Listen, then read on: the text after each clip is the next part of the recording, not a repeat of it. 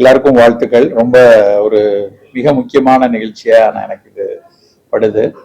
அதுவும் இன்னைக்கு பாத்தீங்கன்னா எல்லாருக்கும் முதல்ல தெரிஞ்சது இன்னைக்கு குழந்தைகள் தினம், சில்ட்ரன்ஸ் டே. அதோட முக்கியமானது இன்னைக்கு என்னன்னா வேர்ல்டு டயபெட்டிக் டே. நான் காலையிலிருந்து நிறைய சர்க்கரை வியாதி, நீரிழிவு நோய் பற்றின விஷயங்களை பேசிட்டு அதை காலையில இருந்து அதே சிந்தனையில இருக்கிறேன். ஒரு நீரிழிவு நோய் தமிழ்நாட்டுல, இந்தியால, உலகத்துல மிகப்பெரிய அளவுல இருந்து இந்தியா ஒரு கேபிட்டல் ஆஃப் டயபெட்டிஸ்ங்கிற அளவுக்கு வந்திருக்குங்கிறது உங்க எல்லாருக்கும் நிறைய பேருக்கு தெரியும். அதுக்கான தடுப்புலையும் சரி, அந்த நோய் கட்டுப்பாட்டில் வைத்துக் கொள்வதற்கும் சரி, உணவினுடைய பங்கு பிரதானமான விஷயம். இது சர்க்கரை வியாதி பொறுத்த வரைக்கும் ஒட்டுமொத்தமாவே நான் கம்யூனிகபிள் டிசீஸ் சொல்லக்கூடிய தொற்றாத வாழ்வியல் நோய்கள் எல்லாமே பெருகிக்கிட்டே இருக்கிற ஒரு சமூகமா நம்ம இருக்கிறோம். சர்க்கரை, இரத்த கொதிப்பு, மாரடைப்பு, புற்றுநோய்கள், இவை எல்லாமே எல்லா டேட்டாவும் சொல்றது கூடிக்கொண்டே இருக்கிறதுக்கான ஒரு காலச்சூழல்ல தான் நம்ம இருக்கோம். இந்த வாழ்வியல் நோய்கள் தடுக்கணும் அப்படின்னா அதனுடைய அக்கறை துவங்க வேண்டிய இடம் உணவு தான். சூழல்ல ஏற்படக்கூடிய மாசுக்கள் ஒரு காரணமா இருக்கு, அதை கட்டுப்படுத்தணும். அது எல்லாரும் சேர்ந்து செய்ய வேண்டிய விஷயம். நம்ம அளவுல எடுக்கக்கூடிய முதல் முயற்சி உணவுல நடத்தக்கூடிய, உணவுல காட்டக்கூடிய அக்கறை தான். அந்த வகையில இன்னைக்கு இந்த குக்கிராமம் அப்படிங்கிற ஒரு ரெஸ்டாரண்ட், அதுவும் ஒரு ஃபைன் டைனிங் ரெஸ்டாரண்டா இன்னைக்கு அவங்க ஆரம்பிச்சிருக்கிறது ரொம்ப ரொம்ப மகிழ்ச்சியா இருக்கு. இந்த தலைப்பே கவித்துவமா இருக்கு. குக்கிராமம் அப்படிங்கிற விஷயமே கிராமத்திலிருந்து தான் நம்ம அத்தனை பேரும் வந்திருக்கோம். அந்த கிராமத்துல நம்ம ஒரு வாழ்வியல்ல ஒரு பொருளாதார ரீதியா உயர்வதற்கும், படிப்பதற்கோ இல்ல அடுத்தடுத்த கட்டத்தை நகரத்துக்கு வரும்போது எத்தனையோ விஷயத்த தொலைச்சிட்டு வரோம். உறவுகளை சமயத்துல நம்ம பார்க்க முடியாம போயிடுது, ஊரை பார்க்க முடியாம போயிடுது. அதுல முக்கியமான விஷயம் நம்ம தொலைத்த விஷயங்கள்ல நம்முடைய உணவு பண்பாடு விஷயங்கள்லயும் நிறைய தொலைச்சிட்டோம். இந்த அண்ணா நகர்ல இந்த இடத்த பார்க்கும்போது எனக்கு ஞாபகம் வர்றது நான் 93ல திருநெல்வேலியை விட்டு வெளியே வரும்போது ஒரு 3-4 மாசத்துக்குள்ளே திரும்பி திருநெல்வேலிக்கு போயிடணும்னு நினைச்சு அங்க இருக்க நண்பர்கள்ட்ட எல்லாம் கையை காமிச்சிட்டு 3 மாசத்துல திரும்பி வந்துருவேன்டா, நம்ம இங்க ஒரு கிளினிக் போடுறோம் அப்படின்லாம் சொல்லிட்டு வந்தோம். நான் 32 வருஷம் ஆச்சு, இன்னைக்கு வரைக்கும் திரும்பி போல. அப்படி நம்ம முதல்ல அண்ணா நகர்ல வந்த இடத்துல அந்த தெருக்கள்ல விழுந்தேன். இந்த தெருவுக்கு அப்படியே அந்த பக்கம் இருக்கிற தெருல தான் முதல்ல வந்தேன். ஸோ அப்படி இருக்கும்போது இந்த ஊர்ல இருக்கக்கூடிய, இங்க வளர்ந்து இருக்கக்கூடிய இந்த ஊரினுடைய வளர்ச்சிக்கு மிக பெரிய பங்களிப்பை செஞ்ச பலரும் பல ஊர்கள்ல இருந்து வந்தவங்க எல்லோரும் மிஸ் பண்ற விஷயம் நம்ம வீட்டு உணவு, நம்ம ஊரினுடைய பண்பாட்டு விஷயங்கள், நம்ம ஊரோட இதை நிறைய மிஸ் பண்றாங்க.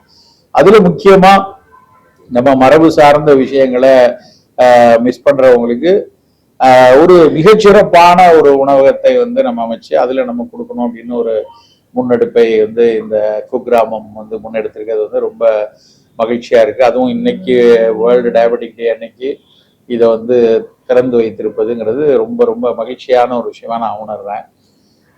உணவுங்கிறது பசி, ருசி ரெண்டையும் தாண்டி பல விஷயம் இருக்கு. பசிக்காக மட்டும் நம்ம இப்பெல்லாம் சாப்பிட போறதுக்கு ஹோட்டலுக்கு சாப்பிட போறாங்கன்னா பசிக்காக மட்டும் சாப்பிட போறவங்க இல்லை. ரெண்டாவது காரணம் ருசிக்காக மட்டும் சாப்பிட போறவங்க இல்லை. ஒரு என்விரான்மெண்ட், அந்த ஈகோ சிஸ்டம் நல்லா இருக்கணும், அதுல உட்கார்ந்து நல்ல உணவை நம்ம சாப்பிடணும்னு நினைச்சுதான் நிறைய பேர் வெளியில உணவுக்கு வராங்க.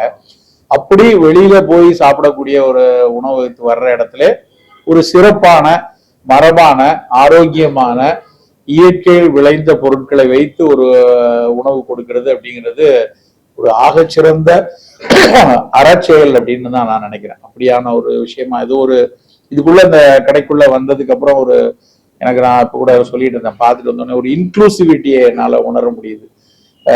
ஒரு புடலங்காய் ஆர்கானிக்கா வச்சிருக்கிறாங்க, அதுக்கான மசாலா ஜாமாவும் இருக்கு, அதை செய்யறதுக்கான ஒரு கிச்சலி சம்பாவும் இருக்கு, அதை செய்யறதுக்கான அத்தனை பருப்பு தானியங்கள் எல்லாம் இருக்கு. ஒரு மனிதனுடைய வாழ்க்கையில நம்ம அன்னாடம் புழங்கக்கூடிய அத்தனை பொருட்களையும் ஆரோக்கியமான ஒரு விஷயத்தை வைக்கணும் அப்படிங்கிறதுக்காக அவ்வளவு மெனக்கெட்டு வேற வேற ஊர்கள்ல சோர்ஸ் பண்ணி அதை மிகச்சிறப்பா சந்தைப்படுத்துதல் அப்படிங்கிறது ரொம்ப ரொம்ப முக்கியமான விஷயம். நான் அடிக்கடி சொல்றதுதான், வணிகம் ஒரு அறம் சார்ந்த வணிகமா இருக்கணும். வணிகம்ங்கிறது அடிக்கடி நான் சொல்றது, profit is not a dirty word. Profit வேணும், எல்லாரும் அதுலதான் இயங்குறாங்க. ஆனா அந்த வணிகத்துல அறம் சார்ந்து இருக்கணும். செய்யற பொருட்கள்ல செய்யற உணவு கொடுக்கக்கூடிய விஷயங்கள்ல நல்ல பொருட்கள் கொடுக்கணும் அப்படின்னு நினைச்சு அவங்க செய்யறது வந்து ரொம்ப ரொம்ப பாராட்டுக்குரியதா இருக்கு. அதுக்கு வந்து ரொம்ப கூடுதல் பலமா நான் பாக்குறது ராஜமுருகனை. ராஜமுருகன் வந்து நாங்க வந்து சிறுதானியம் அதை வந்து மக்களுக்கு எடுத்துட்டு போனோம் அப்படின்னு நம்மாழ்வார் ஐயாட்ட முதல்ல பேசிட்டு இருக்கும்போது உணவு சிறுதானியத்தினுடைய பயன், சிறுதானியத்தினுடைய அறிவியல் விஷயங்களை நான் சொல்லும்போது அதை எப்படி சமைக்கலாம் என்று முதலில் கற்றுக் கொடுத்தது வந்து ராஜமுருகன் தான்.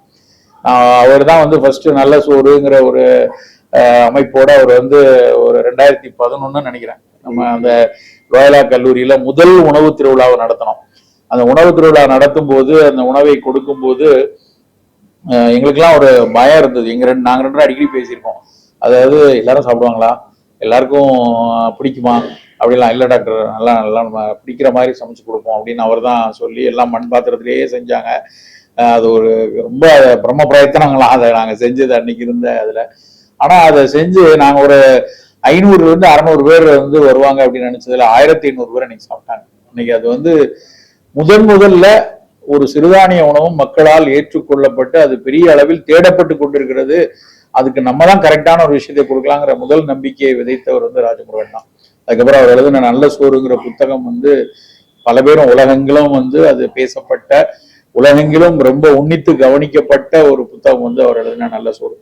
அது வந்து பல மரபு உணவுகளை அவர் வந்து அழகா செய்முறையோடு, அவர் வந்து உணவியல் கலையை வந்து முதுகலை படிப்பா படிச்சவர். ஆனா படிச்சு ஒரு பெரிய பெரிய ரெஸ்டாரண்ட்ல ஒரு இன்டர்நேஷனலா ஒரு செஃப்பா போய் இருந்திருக்கலாம். ஆனா இன்னைக்கு வரைக்கும் வந்து ஒரு முழுமையா நான் மரபு உணவுகளை நான் எடுத்து செய்வேன், அதுதான் என் வாழ்வின் லட்சியம்னு அன்னையிலிருந்து பண்ணிட்டு இருக்கிறாரு. அந்த விஷயத்த இன்னைக்கு நம்ம இந்த குக்கிராமம் ரெஸ்டாரண்ட்லயும் அவர் வந்து மிகச்சிறப்பான பல மெனுவை வந்து டெவலப் பண்ணியிருக்காங்க. அந்த டெவலப் பண்ணியிருக்கிற உணவுடைய இதை அவர் வந்து எனக்கு சொன்னார், இதெல்லாம் நான் பண்ணியிருக்கேன், அதெல்லாம் இந்த மாதிரி உணவுகள்லாம் ரொம்ப ஆச்சரியமா இருந்தது, நானும் வந்து அதை வந்து ரசிச்சு சாப்பிடணும் அப்படிங்கிற ஒரு சந்தோஷத்துல இங்க வந்திருக்கிறேன். அதுல நான் சொல்லணும்னு நினைக்கிற விஷயம் என்ன அப்படின்னா வந்து 2 விஷயங்கள். ஒண்ணு, நம்ம தினம் தினம் சாப்பிடக்கூடிய உணவுல பெரு அக்கறையோடு இருக்கணும். எல்லாருமே, எல்லா வயதினரும் எல்லாரும் அக்கறையோட இருக்கணும். இது முதல் விஷயம். நம்ம வந்து நோய் வந்ததுக்கு அப்புறம் பாத்துக்கலாம்னா நோயை கட்டுப்பாட்டுல தான் வச்சிருக்க முடியும். நோயை வந்து தொடச்சி எறிய முடியற அளவுக்கு வாழ்வியல் நோய்கள் கிடையாது. சக்கரை நோயை முழுசா நாளைல இருந்து சரியாயிடுச்சுன்னு யாராலையும் சொல்ல முடியாது.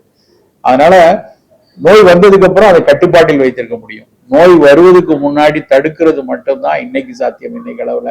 அந்த வகையில இப்படியான ஒரு நல்ல உணவு அமைப்புகள் வந்து, இப்படியான ஒரு உணவகங்கள், இப்படியான விஷயங்கள் சமூகத்திற்கு ஒரு நல்ல உணவுகளை கொடுப்பது அப்படிங்கிறது வந்து ஒரு சமூகத்துக்கு செய்யக்கூடிய மிக மிக முக்கியமான பணிகள். அதுல இந்த குக்கிராமம் வந்து பெரு வெற்றியை அடையணும்னு நான் நினைக்கிறேன். ஏன்னா வணிக ரீதியா அது வெற்றி பெறணும். அப்பதான் வந்து நல்லா இருக்கு, இங்க சாப்பிட்ற உணவு வந்து சிறப்பா இருக்கு, டேஸ்டா இருக்கு அப்படின்னு 4 பேர் சாப்பிட்டு அதை வந்து அவங்க வீட்டுல போய் இதை செஞ்சு பார்க்கணும். இதுல சாப்பிட்ற உணவை வந்து ஒரு சோளச்சோறு வச்சிருந்தாரு, ஒரு சோளச்சோறுல சோள உருண்டை, நம்ம ஏன் வீட்டுல போய் இது செய்யக்கூடாது அப்படிங்கிற ஒரு தூண்டுதலை அது உருவாக்குச்சு அப்படின்னா அது ஒரு பெரிய எஃபெக்டை அப்படியே ஒரு அலை போல மாறி கொண்டு போகும். அந்த மாதிரி இந்த மாதிரி உணவகங்கள் நல்ல உணவை இங்க கொடுக்கறதோட அதை நம்ம சாப்பிடணுமே, அதை நம்ம வீட்டுல போய் செஞ்சு பார்க்கணுமேங்கிற ஒரு எண்ணத்தையும் கொடுத்துச்சு அப்படின்னா அது ரொம்ப ஒரு பெரும் பயனை கொடுக்கும் அப்படின்னு நான் நினைக்கிறேன். நாம் ஒரு நோயற்ற சமுதாயத்தை உருவாக்குவதற்கு சூழல் மிகச்சரியாக இருக்கணும். ஒரு இன்னைக்கு சாப்பிடக்கூடிய உணவுகள் எல்லாம் நச்சுள்ள ரசாயனங்கள், கலவைகள் வந்து அங்கங்க வரக்கூடிய சாத்தியங்கள் நிறைய இருக்கிற நேரத்துல முடிந்த வரைக்கும் இந்த மாதிரி ஒரு ரசாயன கலப்பு இல்லாத ஒரு பொருட்களை வந்து மக்களுக்கு அறிமுகப்படுத்துறதுங்கிறது ஒரு பெரிய அறச்செயலாகப்படுகிறது. அந்த வகையில இந்த ஜி ஆர்கானிக்ஸும் சரி, இந்த குக்கிராமமும் சரி, ஒரு நல்ல விஷயத்தை முன்னெடுத்து கொண்டு வந்திருக்காங்க.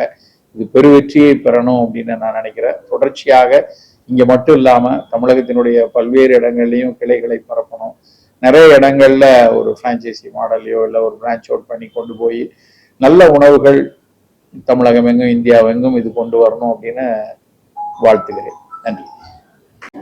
குக்கிராமம்ங்கிற இந்த organic vegetarian fine dining restaurant அண்ணா நகர்ல 2018 நாங்கள் முதல் தடவையா ஆரம்பிச்சோம். அப்போ ஆரம்பிக்கும் போது இன்னைக்கு தமிழ் பாரம்பரியம், இயற்கை உணவு, அறத்தோட உணவு பரிமாறணும் அப்படிங்கிற அந்த ஒரு ஒற்றை குறிக்கோளோட தான் ஆரம்பிச்சது இந்த இடம். ஸோ நாங்கள் ஜி ஆர்கானிக்ஸுங்கிற ஸ்டோர் வந்து 2014 இருந்து இருக்கு. அங்கே விற்கிற பொருட்களை எப்படி சுவையாக ஹெல்த்தியாக நம்ம சாப்பிடலாம் அப்படிங்கிற ஐடியாவில் தான் குக்கிராமம்ன்றது ஃபஸ்ட்டு கொண்டு வந்தோம்.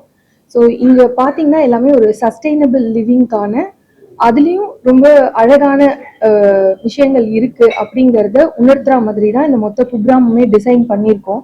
எங்கள் வாசலில் பார்த்தீங்கன்னா அந்த மாட விளக்கு வச்சு டோர்ஸே இல்லாமல் ஓப்பனாக இருக்கும். ஏன்னா இதுக்கு முன்னாடி இந்த தமிழ் கல்ச்சர் வந்து அப்படிதான் இருந்திருக்கு. தெருக்கள்ல யாரும் காம்பவுண்ட் வால் கட்டி டோர் போட மாட்டாங்க. எல்லாரும் வீட்டுக்குள்ள வரணும் அப்படிங்கிற ஒரு இன்வைட்டிங்கான ஒரு ஸ்பேஸா இது இருக்கணும். எல்லா எலிமெண்ட்ஸும் ஒரு ஒரு சின்ன சின்ன விஷயங்களும் தமிழ்நாட்டில் இருக்கிற ஆர்டிசன்ஸ் கிட்ட இருந்து அவங்க கைவினை பொருட்களை வச்சு வாங்கின விஷயங்கள் தான். இந்த ஃபால் சீலிங் பார்த்தீங்கன்னா கூட உடுமலைப்பேட்டில் இருக்கிற ஒரு அம்மா எங்களுக்கு தைச்சு கொடுத்தது தான். லைட்ஸ் முத கொண்டு எல்லாமே நாங்கள் வந்து ஆர்கானிக் ஃபேப்ரிக்ல யூஸ் பண்ணியிருக்கோம். முடிஞ்ச அளவுக்கு பிளாஸ்டிக்கை தவிர்த்திருக்கோம்.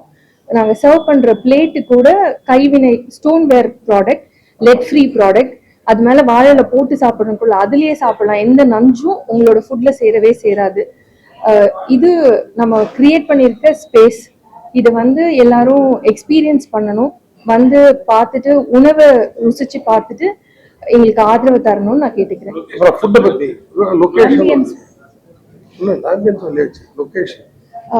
இந்த குக்கிராமம் ரெஸ்டாரண்ட் வந்து ஆர்கானிக் ஃபைன் டைனிங் ரெஸ்டாரண்ட். இந்த மாதிரி first of its kind in Chennai. நீங்க வேற எங்கேயும் எக்ஸ்க்ளூசிவா ஒரு south Indian organic fine dine இல்லை.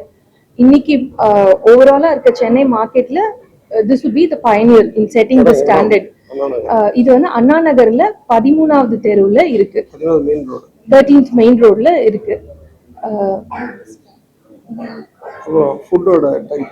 இங்க இருக்கிற ஃபுட்டு பாத்தீங்கன்னா நம்ம மில்லட்ஸ் யூஸ் பண்றோம், இண்டிஜினியஸ் ரைசஸ், பாரம்பரிய அரிசிகள் பயன்படுத்துறோம். ஆனா இது எல்லாமே என்னமோ ஹெல்த்தியா இருக்கு, அதனால ருசியா இருக்காதோங்கிற சந்தேகம் யாருக்கும் வேண்டாம்.